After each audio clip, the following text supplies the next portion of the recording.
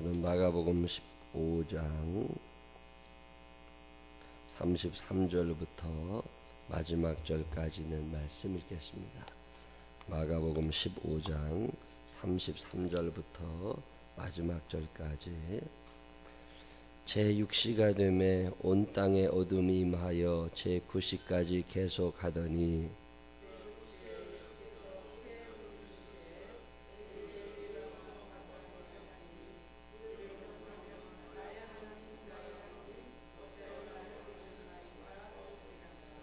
곁에 섰던 자 중 어떤 이들이 듣고 이르되 보라 엘리야를 부른다 하고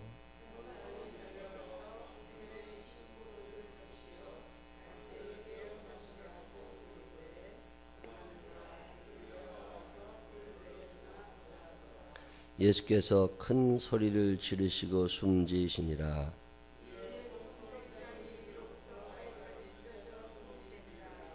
예수를 향하여 섰던 백부장이 그렇게 숨지심을 보고 이르되 이 사람은 진실로 하나님의 아들이었도다 하더라.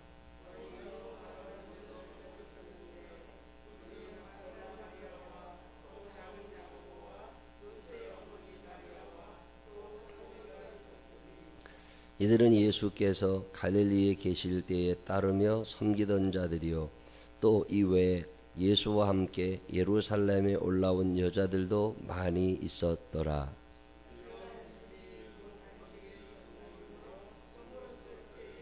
아리마대 사람 요셉이 와서 당돌히 빌라도에게 들어가 예수의 시체를 달라 하니 이 사람은 존경받는 공회원이요 하나님의 나라를 기다리는 자라.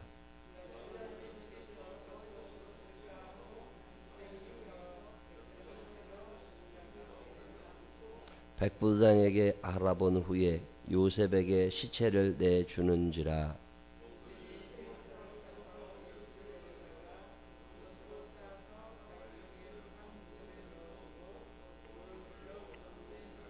함께 읽으십니다. 막달라 마리아와 요새의 어머니 마리아가 예수 든 것을 보더라. 아멘.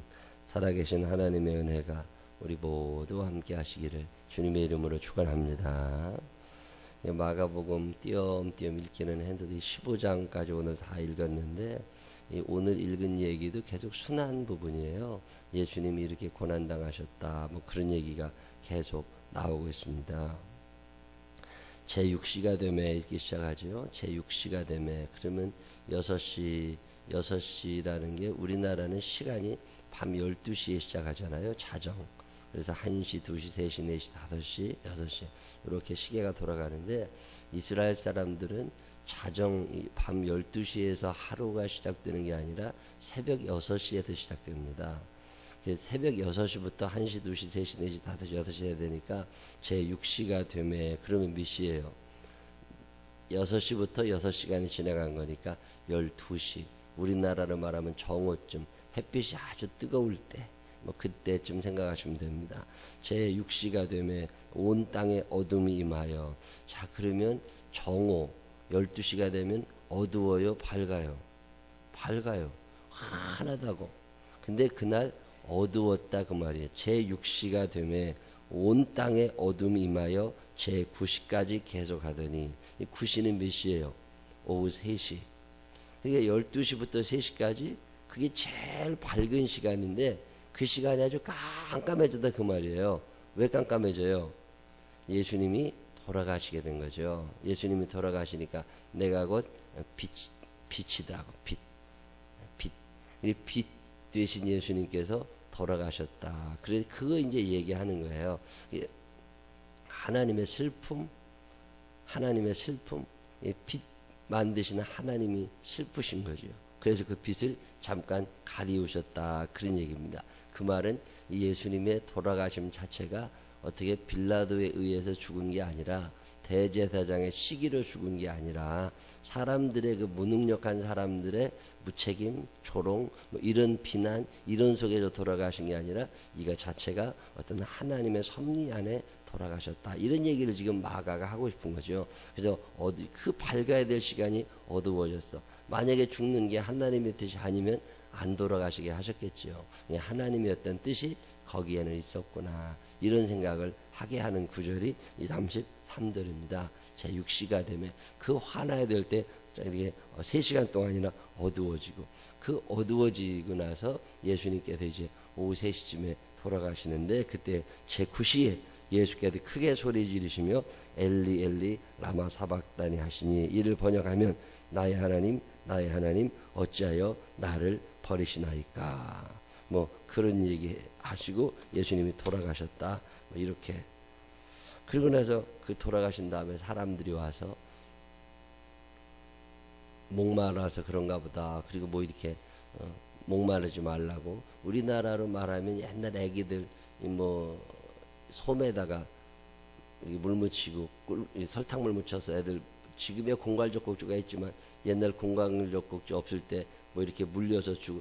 제가 옛날에 임진왜란에 대한 영화를 봤더니 그 일본 군들이 왔는데, 일본 군들이 와가지고서 막 사람을 죽이는데 애가 울으니까 그 애 입에다가 솜에다가 설탕물을 묻혀서 달짝지근한 물을 묻혀서 주더라고요. 그래 애가 그거를 빨고 있으니까 안 울어요. 그런 것처럼 이렇게 해융 물이 이렇게 행주 같은 거는 아닌데 이게 그런 거예요. 그래서 이렇게 물을 이렇게 목마르게 컵에다가 물을 떠서 이렇게 먹게 하는 게 아니라 여기다 입에다가 촉촉하게 적실 정도로만 그렇게 물을 이렇게 주었다, 그 말이죠. 그런 얘기 잠깐 나오는 거고, 예수님이 돌아가실 때 성소 휘장이 갈라지고, 그래서 이거 갖고 사람들이, 우리나라 사람들은 이런 제사가 없는데 이스라엘 사람들은 제사를 드릴 때 늘 성막이라는 게 있었거든요. 지금 교회는 그런 게 없습니다. 옛날 성막이라는 게 하나님께서 모세에게 만들어라게 된 큰 성막이 있는데, 그 성막에 일반 사람들이 들어가는 곳과 제사장이 들어가는 곳과 대제사장만 들어가는 곳이 있어요. 근데 이 휘장이라고 하는 건 대제사장만 들어가던 그 성소, 그 지성소, 그 앞쪽에 있던 건데, 그게 이제 갈라졌다, 뭐 이런 얘기를 여기 쓰면서 이를 통해서 하나님, 그동안에는 우리가 죄를 지으면 꼭 제사장을 통해서 용서를 받았습니다. 지금도 천주교에서는 고해성사라는 과정을 통해서 죄 용서를 받는 것처럼. 근데 성소 휘장이 갈라지면서 이제는 그 막이 없어지고 하나님과 우리가 직접 얘기할 수 있는 기회를 허락해 주셨다, 뭐 이렇게 해석하는 사람들이 있는데, 어쨌든 그런 성소 휘장이 갈라졌다는 얘기가 하나 나오고, 그리고 백부장, 이방인 백부장이 예수님의 돌아가심을 보면서 아, 저분은 진짜 하나님의 아들이셨구나. 여러분 혹시 기억나실지 모르지만 마가복음 1장 1절에서 마가라고 하는 사람이 마가복음을 써 내려가면서 예수님을 소개합니다. 예수님이 누구냐 이렇게 물으면, 마태 같은 사람은 베드로의 입술을 통해서 주는 그리스도시요 살아계신 하나님의 아들이시니이다. 그래서 장마다 예수님을 늘 소개합니다. 이 성경은 우리 보고 너네 이렇게 살아라 라고 하는 윤리적인 가르침을 주는 책이 아니라 예수님을 소개하는 책이거든요. 성경을 읽으면 그래서 예수님 생각이 나야 돼요. 예수님이 누구시냐라고 물었을 때 마태가 주는 그리스도시요 살아계신 하나님의 아들이시니이다, 이 얘기를 마태라는 사람이 베드로의 고백을 통해서 이야기하는데, 마가는 뭐라고 소개를 하느냐면 하나님의 아들 예수 그리스도 복음의 시작이다. 이 예수님이 누구냐? 그분은 하나님의 아들이다. 그게 마가라는 사람이 우리에게 전해주는 예수님이거든요. 근데 그 하나님의 아들이라는 얘기를 마가복음 최초에, 근데 1장 1절에 놓았던 그 이야기를 15장에 또 한 번 얘기합니다. 거의 마가복음이 끝날 쯤에. 그러면서 뭐라고 그러냐면 이번에는 백부장이라고 하는 이방인의 입술을 통해서 예수님이 누구시냐? 그분은 하나님의 아들이시라는 거예요. 자, 그러면 그 당시 사람들은 예수님을 어떻게 알았어요? 마리아와 요셉의 아들이야. 그는 사람의 아들이에요. 근데 마가가 얘기하려고 하는 것은 그분은 사람의 아들이 아니라는 거예요. 사람의 모양은 하고 계시지만, 사람과 똑같이 언어를, 표정을, 음식을 드시고 사시지만 그분의 근본은 하나님이 아니시라는 거예요. 사람이 아니라는 거예요. 사람이 아니라 하나님의 아들이시다. 그래서 마가복음 1장부터 마지막 장까지 쭉 얘기하고 있는 것 중에 하나가 예수님이 누구냐는 거예요. 그분이 왜 기적을 베푸세요? 그분이 왜 풍랑을 잔잔케 하세요? 그분이 어떻게 죽은 자를 살려내십니까? 그분이 사람이 할 수 없는 엄청난 일들을 하시고 귀신을 쫓아내시고 왜 그런 거예요? 그분이 사람이 아니라는 얘기를 하는 거예요. 예수님은 사람이 아니시다. 만약에 사람일 것 같으면 우리가 예수님께 기도할 일이 아무것도 없는 거죠. 그분도 무능력하고 나도 무능력하고 그분도 무지하고 나도 무지하다면 내가 왜 그분에게 기도를 해야 돼요? 근데 성경이 무슨 얘기하느냐면 그분은 우리와 똑같이 생기신 것 같지만 그분은 사람이 아니시라는 거예요. 그 근본이 하나님이시라는 거죠. 그래서 이 얘기하면서 그분이 실로 하나님의 아들이었다. 그래서 저한테 누가 예수님이 누구시냐라고 물으면 그분은 하나님이시라고. 그분은 하나님의 아들이신 거라고. 그분 사람은 사람을 낳고 개는 개를 낳고 그런 거잖아요. 소는 소를 낳고 그런 것처럼 하나님의 아들이시기 때문에 그분이 하나님이시다. 신이시다. 이런 얘기를 하고 있는 게 마가복음 15장 후반부에 그런 얘기하는 거고 그게 다 끝난 후에 마가가 또 하나 얘기하는 게 아리마대라고 하는 지역에 요셉이라는 사람이 있었는데 그 사람이 예수님의 시신을 거두었다. 그때 이거 쉬운 일이 아닙니다. 사형당했다고 하는 건 굉장히 죄가 큰 거예요. 아무나 사형시키지 않습니다.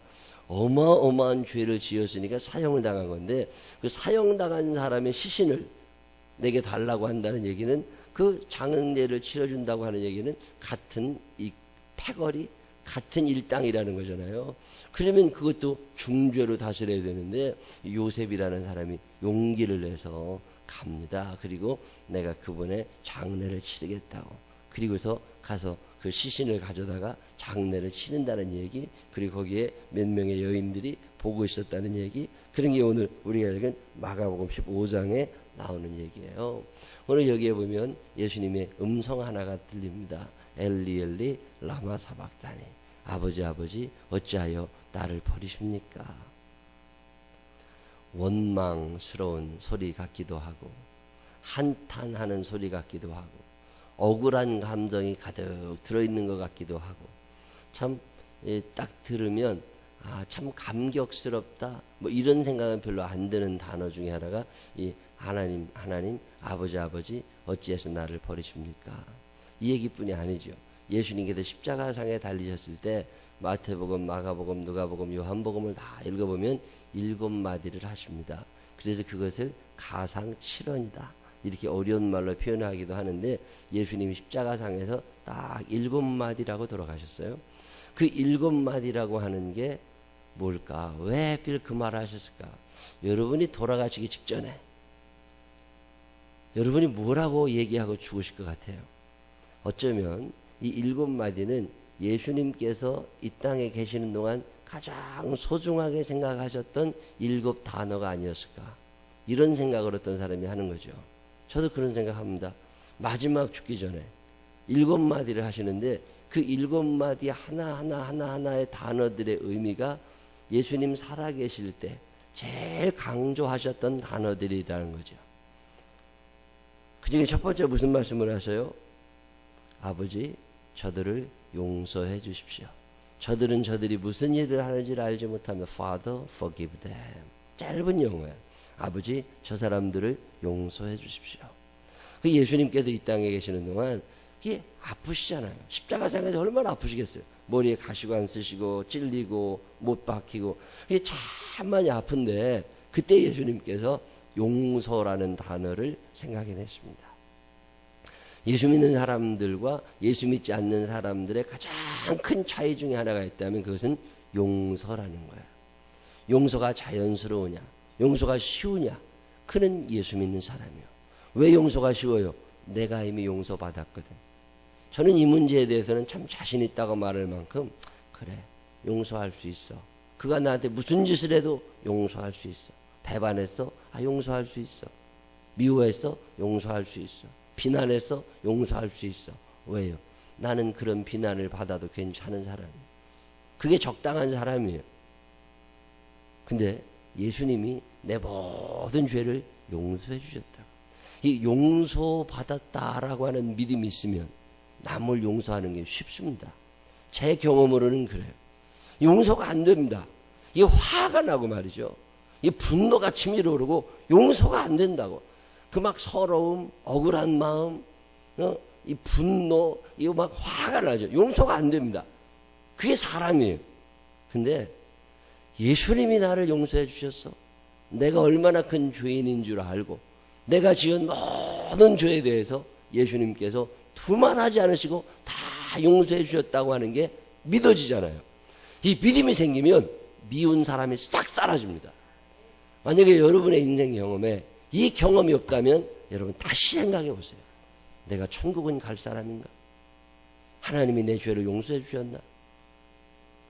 몇 년 전에 예배를 마치고 이렇게 주차장에 내려갔더니 우리 교회 나오시는 분이 아닌데 그분이 저를 보고 그래요. 목사님, 나는 어느 교회를 나가는 사람입니다. 근데 이 교회 와서 예배를 드립니다. 그래서 왜 이 교회 와서 예배를 드리느냐? 그랬더니 우리 교회 와서 예배를 드리고 목사님 말씀을 듣고 나면 내가 용서받았다는 생각이 듭니다. 자기가 모태신앙이라는 거예요. 그 50년 가까이 교회를 다녔지만 한 번도 용서받았다는 생각을 해본 적이 없대요. 근데 자기는 용서받고 싶대. 죄가 생각이 난대. 근데 용서에 확실히 안 들었다는 거예요. 근데 예배를 드리고 나면 하나님이 지난 한 주간 동안 내가 지은 모든 죄를 그리고 수십 년 살면서 지었던 모든 죄를 하나님이 용서해 주셨구나. 참 감사하대요. 그래서 매 시간마다 눈물이 난다는 거예요.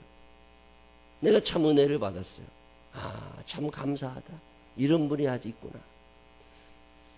예수를 믿으면서 용서의 확신이 없느냐? 가짜입니다, 그거. 왜 용서가 안 돼요? 정의로 와서 내가 정의의 사자이기 때문에 정의로 쓸데없는 소리입니다. 내가 용서받은 적이 없어요. 아직도 내 마음 가운데 죄책감이 있는 거예요. 아직도 내 마음 가운데 미움이 남아있는 거예요. 그러면 용서가 안 됩니다. 예수님이 3년 내내 가르치셨던 얘기가 이거예요. 용서라는 거예요. 만일 우리가 우리 죄를 자백하면 조건이 그거예요. 스스로 용서해달라고 빌면 스스로 잘못을 인정하면 그걸로 다 끝난다는 거예요. 저는 때로 미국 사람들이 멋있게 느껴질 때가 언제인 줄 아세요? 아주 흉악무도한 죄를 저지른 사람이라 할지라도 그가 대통령이다. 만약에 대통령이다 그러면 내가 이런 죄를 저질렀습니다. 그리고 고백하잖아요. 2번 묻지 않습니다. 그래 알았어. 그럼 그렇게 하지 마. 그리고 다 끝냅니다. 그런데 죄를 지었음에도 불구하고 죄 안 지었다고 끝까지 우기잖아요. 그러면 끝까지 쫓아냅니다. 근데 대한민국은 그렇지 않아요. 죄를 지었다고 말하는 순간 인간을 죽여버립니다. 참 무지한 나라예요. 그러니 누가 자기 잘못을 인정하겠습니까? 용서받지 못하는데. 이게 우리나라 사회라고. 저는 우리 아이들 어렸을 때 말이죠. 잘못한 것에 대해서 인정하면 용서해 줍니다. 지금도 마찬가지예요. 내가 잘못했습니다. 그러면 2번 묻지 않아요. 그리고 앞으로 그렇게 하지 말아라. 그리고 그 일에 대하여 네가 이 정도 책임은 져야 된다. 그리고 책임은 지게 해줍니다. 근데 그것 가지고 끝까지 괴롭히거나 억울한 일 만들지 않아요. 제가 이 용서에 대해서는 조금 확실하게 말씀드릴 수 있는 것은 내가 용서에 확신이 있습니다. 내가 용서받았거든. 그러니까 용서하지 못할 사람이 없는 거예요. 조건이 하나 있다면 그가 그의 잘못을 인정하느냐. 예수님께서 십자가상에서 용서라는 단어를 참 중요하게 생각하십니다. 아버지, 저들의 죄를 용서해 주십시오. 또 하나 예수님이 강조하시는 단어가 구원이라는 거예요. 한편 강도를 보고 마지막 운명 전에도 회개한 강도 보고 나와 함께 천국에 가리. 나와 함께 천국에 네가 갈 거다. 나와 함께 네가 낙원에 갈 거다. 한 사람의 영혼을 얼마나 귀하게 여기시는지 당신의 머리에서 피가 난다고 지금 창이 얼마나 아프겠어요. 그 손이 얼마나 아프겠어요. 근데 그런 상황에서 그 한 강도를 향해서 너 나와 함께 천국에 가야 된다. 너 나와 함께 낙원에, 내가 오늘 나와 함께 낙원에 있을 거다. 그 영혼 구원에 대한 이게 없으면 예수 믿는 거 아니에요. 어느 날은 이렇게 지나가는 사람들을 보면 저 사람들 중에 천국 갈 사람이 몇이나 될까 답답해질 때가 있습니다. 여러분 그럴 때 없어요? 버스를 타고 같이 가는데 이 사람들 중에 이 버스 타고 내가 움직이는 이 시간에, 지하철을 타고 움직이는 이 시간에 주님 다시 재림하셔서 휴거가 일어나게 되면 이 중에 몇 명이나 구원받을 수 있을까? 이야, 이거 빨리 전도해야 되는데, 저 사람들 저거 이렇게 죽으면 안 되는데, 여러분 이런 생각 들어요, 안 들어요? 이런 생각이 들어야 예수 믿고 사는 거예요. 이거 아무리 생각해도 이런 믿음 가진 사람 많지 않을 것 같아요. 지식으로만 예수님이 십자가장에서 이런 말씀 하셨다? 이거 외워서 뭐 할 거냐는 거. 오늘 내가 그 한 영혼에 대한 관심이 아직 남아있느냐. 이거 한번 생각해 봐야 됩니다. 예수님은 그 마지막 순간에 그 한 영혼에 대한 관심이 예수님에게 남아있으신 거죠. 이 가상 7원 하나하나 읽어보면 여자여 보소서 아들이니이다. 그 효도, 예수님이 참 효자시잖아요. 마지막 운명 전에도 당신의 어머니를 바라다 보면서 마리아의 인생이 얼마나 슬픈 인생이에요. 그 예수님을 임신하고 나서 임신했다고 말도 못하고 요즘에 아기 가졌다면 얼마나 축하해줘요. 근데 축하받지 못하고 도망다니는 게 마리아입니다. 그 예수님 잉태한 후에 그리고 아기 낳을 때도 좋은 집에서 낳는 것도 아니고 무슨 침대가 있었던 것도 아니고 남들 가지도 않는 말구유에서 거기서 아기를 낳아야 되는 마리아, 당신의 육신의 어머니요. 아기 태어나자마자 친정어머니, 시어머니한테 가서 환영받고 좋은 얘기 들어야 되는데 한마디 못 듣고 애굽으로 도망가잖아요. 그게 마리아의 인생이에요. 30년 동안 잘 키웠는데 어느 날 훌쩍 떠나가지고 제자들과 함께 전도여행 다닐 때 동네 사람들이 와서 저거 다 미쳤다고 그럴 때 그 얘기를 매일마다 들어야 되는 어머니 마리아의 마음이 보통이 아닐 겁니다. 남편 먼저 죽었지요. 그리고 사랑하는 아들을 먼저 보내야 되는 이 어미 된 사람의 마음. 그거 예수님이 아시는 거예요. 그래서 십자가상에 서서 예수님을 어머니를 위로하고 그의 제자 요한에게 예수님을 부탁하잖아요. 오늘 우리가 읽은 이야기 엘리 엘리 라마 사박다니 아버지 아버지 어찌하여 나를 버리십니까? 예수님은 지금 하나님의 마음을 알고 계십니다. 이거 십자가 안 져도 되지. 근데 하나님의 뜻이 뭔 줄 알아? 하나님은 예수님이 십자가를 지기를 원하시는 거예요. 그래야만 많은 사람을 구원하실 수 있다는 걸 아는 거예요. 내가 거절할 수 있는 게 아니야, 이게. 그래야만 이 많은 사람들이 살아날 수 있어. 그 사랑 때문에 십자가를 끝까지 거절하지 않으시지만 아파. 하나님, 당신의 뜻이기에 내가 순종합니다. 그렇지만 나는 많이 힘이 듭니다. 그게 아버지 아버지 어찌하여 나를 버리시나이까. 십자가라고 하는 게 거절할 수 있는 거예요. 근데 거절하지 않아. 왜? 하나님의 말씀에 순종하시는 거예요. 이 성경에 나와 있는 참 위대한 단어 가운데 하나가 이 순종이라는 거예요. 안 해도 괜찮아. 근데 그게 하나님의 뜻인 줄 알아. 예. 그리고서 내 모든 것을 포기하고 십자가에 달리십니다. 참 대단한 분이에요. 나는 언제쯤이면 이 순종을 할 수 있을까? 이런 생각을 할 때가 있어요. 여러분 언제쯤이면 이 순종이 되겠습니까? 내 기분 이거 별로 중요한 게 아니에요. 내 돈 그게 중요한 게 아니에요. 내 몸이 피곤하다는 거 그게 중요한 게 아니에요. 지금 예수님의 머릿속에는 제일 중요한 게 하나님의 뜻입니다. 하나님의 뜻이냐 이게. 그러면 내 그분의 뜻에 따라야지. 그분만큼 나를 사랑해 주신 분이 없고 그분만큼 나를 돌보신 분이 없어. 하나님의 뜻입니까? 예. 그래서 육신의 정욕도 포기하고 안목의 정욕도 포기하고 이생의 자랑도 포기하고 다 포기하고 십자가에 달리시는 거예요.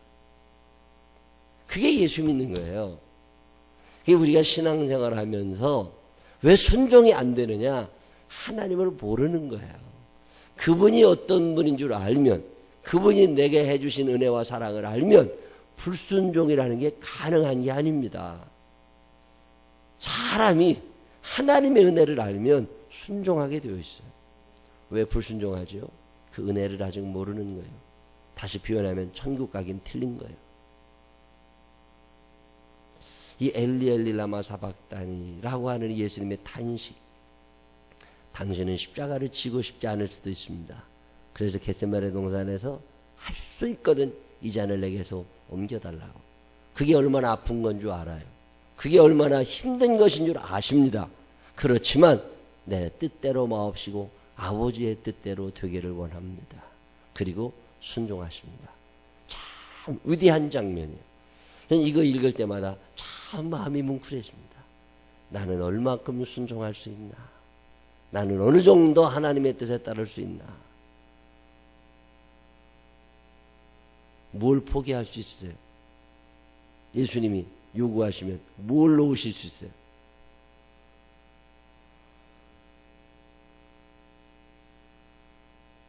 제가 몇 년 전에 전라도 어디 가서 부흥회를 하는데 여기 큰 교회 아니었어요. 한 몇십 명 모이는 교회였어요. 근데 그 담임 목사님이 60이 훨씬 넘으신 65세 정도 되신 분이셨는데 그분이 전도사 때 목회를 시작하면서 충남 서천에서 처음 교회를 개척하셨다는데 그때 하나님께 약속을 했답니다. 나이 들어서 목회를 시작하면서 하나님 아버지 내 목회 이제 출발하는데 하나님 지키셔서 내 평생 하나님을 위하여 교회 3개를 개척하겠습니다. 그리고 기도를 하고 목회를 시작했는데 그 교회가 쭉 커서 그 도시에서 제일 큰 교회가 됐어요.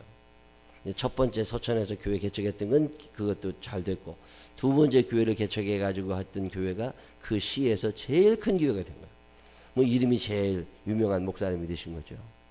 근데 60이 훨씬 넘은 나이에 문득 그 목회 시작하면서 하나님께 약속했던 기도가 생각이 나더래요. 내 교회 3개 개척한다고 그랬는데 아직 2개밖에 하지 못했네. 그래서 그 큰 교회를 사임하셨더라고요. 내 하나님과의 약속을 지켜야 되겠다. 그리고 나서 교회를 개척하셨어요. 돈이 없으니까 당신 아파트에서 사모님하고 둘이 앉아 예배를 드리신 거예요. 근데 그 교회가 한 1년 지났더니 한 7, 80명이 모이게 되더래요. 그게 어디 안 가나 봐요. 그래서 그 교회가 무너지는 예식장 하나를 임대를 해가지고서 거기서 다시 이제 개척했는데 제가 그 교회 부흥회를 간 거예요. 제가 그분을 만난 후에 이런 생각을 한 거예요. 나는 언제쯤 그만둘 수 있을까? 요즘에도 이 생각합니다. 하나님의 뜻이라면 언제라도 그만둬야 된다. 그리고 다 내려놓고 저는 목회 처음 시작할 때 난 선교사가 되고 싶었어요. 근데 언어가 안 되는 거예요. 내 마음은 선교사가 되고 싶었어요. 어떤 오지회 같은 데 가서 그 사람들하고 같이 그런 꿈을 꿨어요. 근데 내가 살아보니까 내가 언어 능력이 상당히 떨어진다는 걸 알았어요. 외국말이 배워지질 않아요. 아무리 들어도 안 외워져요. 아마 중국에 나만큼 많이 간 사람 별로 없을걸요. 미국에도 꾸준히 다녔습니다. 근데 갈 때마다 느끼는 거지만 말이 안 돼. 외워지지도 않고. 야, 이거 큰일 났네. 그래서 많이 접고 살아요. 근데 하나님이 말씀하시면 오늘이라도 그만두고 가고 싶어. 여러분, 순종이라고 하는 거. 이게 예수님이 굉장히 좋아하시는 단어입니다. 가상 7원 중에 하나가 뭐냐면 내가 목마르다. 영적인 갈증을 여러분 얼마나 느끼고 사세요? 갈증이 있어야 기도가 나옵니다. 왜 새벽에 나와야 돼요? 버릇처럼 아닙니다. 갈증이 있어야 돼요. 영적인 갈증, 거룩한 소원 다 이루었다. 이런 말씀하시죠? 저는 이거 참 중요하게 생각합니다. 사명이라는 거예요. 이게 사명. 내 하나님의 은혜를 받고 끝나는 게 아니라 내가 이걸 어떻게 보답하며 살까? 이게 제 머릿속에 남아있는 아주 중요한 생각 중에 하나예요. 그냥 먹고 떨어지는 게 아니라고. 배불리 먹었습니까? 그럼 나도 누군가를 먹여줄 줄 알아야지. 교회가 잘 되고 있어요. 그 사명이 우리에게 커지는 거라고. 그릇이 점점 커지는 거라고. 그러면 그 많은 일들을 해야 되잖아요. 우리 청년의 하나가 아버지들이 이제 옛날에는 자꾸 서울로 올라왔는데 이제 은퇴를 하시게 되면 서울에서 못 살게 되니까 자꾸 낙향 시골로 고향으로 내려가십니다. 그럼 내려가면 청년 아이들이 같이 내려가요. 청년 애들도 백수거든. 직업이 없어. 그러니까 같이 내려가야 되잖아요. 그게 참 안타까워요. 서울에도 같이 살면 좋겠는데 교회 일꾼들인데 저거 내려가면 안 되는데 근데 어떻게 돈이 없는 거예요. 집이 없으니까 아버지 따라 가야 되잖아요. 직장이 없으니까 아버지 따라 가야 되고 그러기 너무 속상해요. 아파트 하나를 좀 만들어 봐야 되겠다.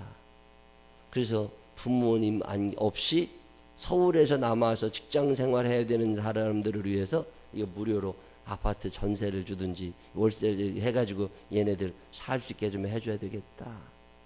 난 그런 게 우리 사명이 아닌가 싶을 때가 있어요.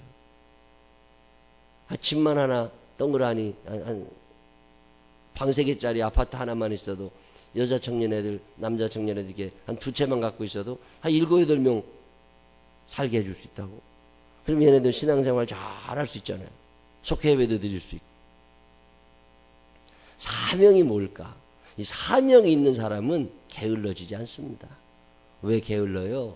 왜 불성실해요? 사명이 없어진 거예요. 이 십자가에서 예수님이 하시는 말씀 중에 이 사명이라고 하는 거, 제일 마지막에 하신 말씀이 아버지의 손에 내 영혼을 의탁하나이다. 맡김, 위임이라고 그래요. 위임, 다 맡기는 거죠. 뭘 맡기실 수 있어요? 뭘 못 맡기세요?